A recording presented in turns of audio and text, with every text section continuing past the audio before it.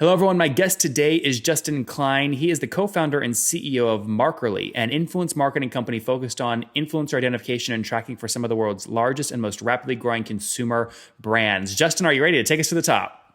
I'm ready. All right, good. So tell us about Markerly. How are you approaching influencer marketing? What's your business model? How do you make money? Yeah. So, if you think about it, as far as what influencer marketing is, it's you're basically finding popular people on social media. Technically, influencing can happen anywhere, but we focus on social, and we are both kind of an agency and technology company. So we run campaigns on a full service level. If you need everything done, soup to nuts, from strategy, identification, outreach, pretty much everything that involves an influencer campaign, all the way to creating content and reporting. And then basically on the other side of the business, we have a technology platform that we license out to brands and agencies to streamline all those processes. We basically are using the same technology internally when we're running campaigns for our clients. So is this, are you a SaaS platform or is it pay as you go? It is a SaaS model. The platform is. And then on the agency side, those are a little bit more bespoke. We're putting together very customized programs. Which one makes up more of your revenue? I would say it's probably 60-40 more on the campaign side. Okay. And is that the high touch kind of more professional services, or is that Yes. SaaS? Okay. Got it. So 40% SaaS, 60% more agency model, custom stuff. Yep. Okay. And on the SaaS platform, if people want to get started to kind of use you, what would you say kind of the average customer is paying you per month so we can get a sense of, your perfect fit? Yeah. As far as the SaaS model goes, the minimum is $1,000 a month. These are annual contracts, goes up from there. Okay. That's the minimum. What's the average paying you? Is it $1,000 per month on average? I would say on average, maybe a couple $1,000s. Okay. And give us more of the backstory here. When did you launch the company? Back in 2012, actually. And where were you at? Why get into influencer marketing of all things? So the funny thing is that it wasn't originally influencer marketing that we were in. It was back in 2012. We were in Washington, D.C., and it started out as a highlighter for the web. It's a completely different concept. Yeah, what the hell does that mean? So it was basically a tool to help you collect quotes on the internet. Interesting. Kind of like a Pinterest for quotes. Got it. And that got us into 500 Startups, which is a startup incubator in California. And from there, we pivoted the business into influencer marketing. We had our technology already embedded on a lot of blogger sites, so it felt like a natural transition to move into a way to monetize what we've already built. And what are you at today in terms of kind of total customers using you? I would say, honestly, I don't know off the top of my head. It's, I would say, yeah, I don't know. We'll have to come back to it. Justin, how do you not, as a CEO of a company, how do you not know how many customers you have? My audience they're going to go, what the hell is this guy Justin doing? All right, fine. I don't know if I want to disclose that. That's all. What's a range? Are we talking like one customer, 10, 1,000, 10,000? It's under 100, over 30. Okay, got it. So between 30 and 100, that's helpful to understand. And do you require anyone that works with you on the kind of agency side of the business also pays for the SaaS model, or do you not require that? Can you repeat that? Yeah. So the 30 customers that you have, if they work with you on the agency model, the high touch custom campaign kind of stuff, do you require that they pay the $2,000 or $3,000 a month software fee as well, or no? No, we don't. Okay. So the reason brands like to use our software is because it's basically a white labeled version of what we use to manage our network. And it was really designed so that you can build out your own influencer network. So brands that already have communities, like some will come to us and they'll say, hey, we've been managing over 50,000 influencers with like MailChimp and Google spreadsheets. And it's getting kind of hairy and we need a better way. And that's really where our platform shines. Okay. Now, have you bootstrapped this or raised capital? We raised a small amount of capital several years ago and kind of been bootstrapping from there. Okay, this was like what, the 500 round kind of stuff, 150-ish? Yeah, it was under $1 million. Okay. Well, I mean, what was raised? I mean, I'm sure I can look this up on Crunchbase, but what'd you raise total? Like a little over 700. Okay, 700. And that was all kind of a price or a convertible note, or did you do any priced equity round? It was both, basically. It started out as convertible notes, and then when we got our lead investor, it basically became equity. Yep, it did convert. Good. And then where are you at today in terms of team size? So we're about 12 people right now. Based where? In Austin, Texas. Oh, good. I'm in Austin too. That's great. Third and Brazos. Love it. Yeah. All of you guys are down here? We should have just gotten together like in person. Shit. That's okay. But you guys are all based in Austin? Yeah. Okay. And what do you guys, I mean, look, this is one thing I always ask about when there's kind of a dual business model going on is how you manage your time, right? There are people that are attacking the same space purely on the agency, high touch model, and there are people attacking this purely on a no touch SaaS model. You're trying to do both. Are you going to try and go one way, or you want to keep kind of playing the middle there? Well, we don't view it as kind of playing both. The technology we're basically already utilizing internally to run these campaigns. So we're kind of eating our own dog food, and we're constantly making that platform better and better and better. Yeah, but Justin, let me say this differently. If you have one engineer that's focused on doing something custom for a high-paying agency client, that's one less engineer you can have making the SaaS platform better. There are companies that direct all their resources to SaaS and all their resources to agencies. So how do you not get beat by each of those companies on each side of your model?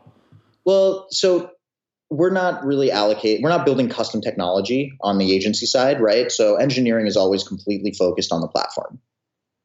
Okay, well, same question for you. I mean, anyone, not just an engineer, anybody at your company, a salesperson, a marketing person, a design person, anybody. Yeah, well, if you think about it, it's really just about solving customers' problems. And, a customer, a lot of people, they don't know whether they need SaaS or full service. The industry is still very much in its infancy. So to really just focus and put all your eggs in one basket and assume that every customer is going to fit that model, I prefer to solve customers' problems. If they need help with management, we're here for them. If they then decide they want to internalize their influencer marketing efforts, we're still their partner. And we can move with them to that new model and help them insource influencer marketing. So it's more about relationships. Yeah. And you've got 30 of them you mentioned. I mean, can I take the 30 customer number times the average monthly payment you said earlier of around 2-ish K and assume you guys are doing what, north of 60 grand a month right now? You can assume that. I'm not really at liberty to disclose those numbers right now. Well, Justin, just to be clear, I'm just multiplying your numbers. I'm not making anything up. I'm just multiplying your numbers. Please, speculate all you want. Justin, just to be clear, I'm not speculating. You told me 30 customers and you said an average was in the thousands per month. I'm just multiplying your numbers. So are your numbers, Are they different? Let's move on to the next question. Well, no, because I want to understand this. Otherwise, people are going to say, you have the right idea. You totally have the right idea. Okay, perfect. Good. Because sometimes people will say, well, wait a second. Actually, no, we're doing 6 million a month, or we're pre-revenue. I want to make sure I've generally got the right space. Yeah, no, those obviously when we're running campaigns, right? The budgets are very different. They're very custom. Our minimum campaign size is $25,000. Yeah, it's also just chunky revenue, so it's hard to plan around. Versus SaaS model is very predictable. It is. So it's a combination, and if you back into it, the way that you did, you would come up with that'd be the right way to think about it. Let's just put it that way. That's fine. How do you manage things like churn or retention year over year? I mean, do customers use you once then leave, or can you pretty predictably count on that? Them to come back. It's very unpredictable because influencer marketing is going to work for some, and it's not going to work for others. And I think that while we are always working with our clients to make sure that that they're as successful as they can possibly be, there are just some industries where it's more conducive. Like I think CPG brands is the real sweet spot. Like it is an amazing way to generate conversation. You can send out product via mail service to a bunch of different influencers, and it's a great way to get campaigns up really fast, and it's just a category that we've seen a lot of success in. All right, Justin, makes good sense. Now, what do you want to do with the company? I mean, usually when people raise, a clock starts, and you've either got to be essentially raising once a year until you're, scaling big. Right before we had the CEO of WePay on, right? They grew, sold for 400 million recently to Chase. You haven't raised in a while, so people could look at that and go, they're probably kind of flat, or it's maybe a lifestyle business. I mean, what do you want to do with the business? So, I think that there are a few business models that we are starting to experiment with outside of what we're already doing, because I see the industry, getting. There are a few different directions that it can go, right? Like, I think that Instagram or Facebook could potentially start offering influencer marketing. So our goal is to become friends with them and to work with them and kind of almost become a partner to Facebook to be able to provide this as a preferred vendor. That's one direction. I like the creative aspect, the agency side of things, and partnering more with specific influencers and developing talent. That's another direction that we're also exploring. So there's a few different avenues. We're seeing solid growth here, with what we're currently doing, but I definitely am starting to look at other kind of avenues for growth. Yeah. I mean, Justin, if I'm just going to call a spade, when you have investors, right, you can't just decide one month to be really cash flow positive and you take a bunch of money personally to pay to yourself, which if you didn't have any capital raised, you could easily do. And it's a great kind of lifestyle cash flow business. You reinvest in real estate, other stuff. You can't do that because you raised from 500, you have other investors on your cap table. I mean, why not, if you love the creative side, why not just shut this thing down, relaunch as an agency that you're in full control of? And when you're going out selling, hustling, closing deals, you can make yourself very, very wealthy just taking off cash flow. Yeah. I think that we are very committed to this model, and obviously, you just don't want to let your investors down. You feel stuck. No, I wouldn't say that. I don't believe you. No, I think that there's a lot of room for growth in this industry, and you can't even say that with a straight face. You're half smiling as you say that.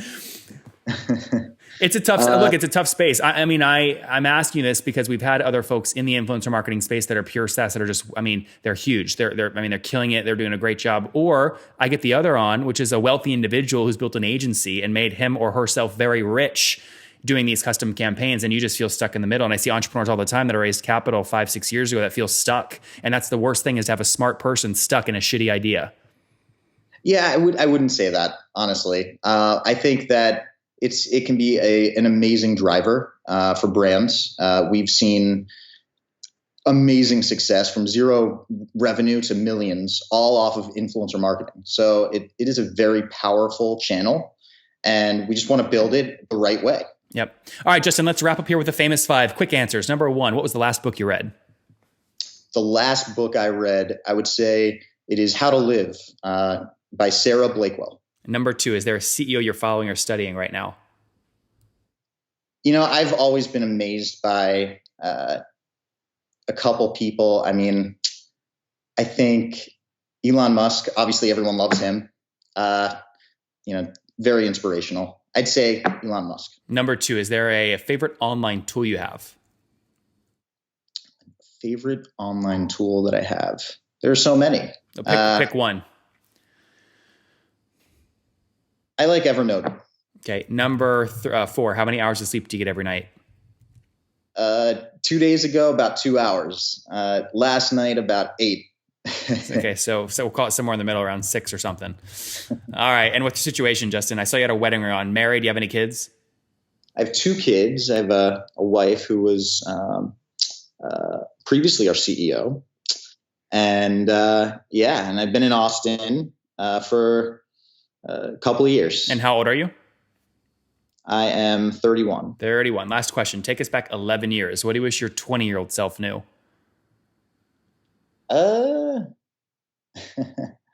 What do I wish my 20-year-old self knew, or 21-year-old self knew?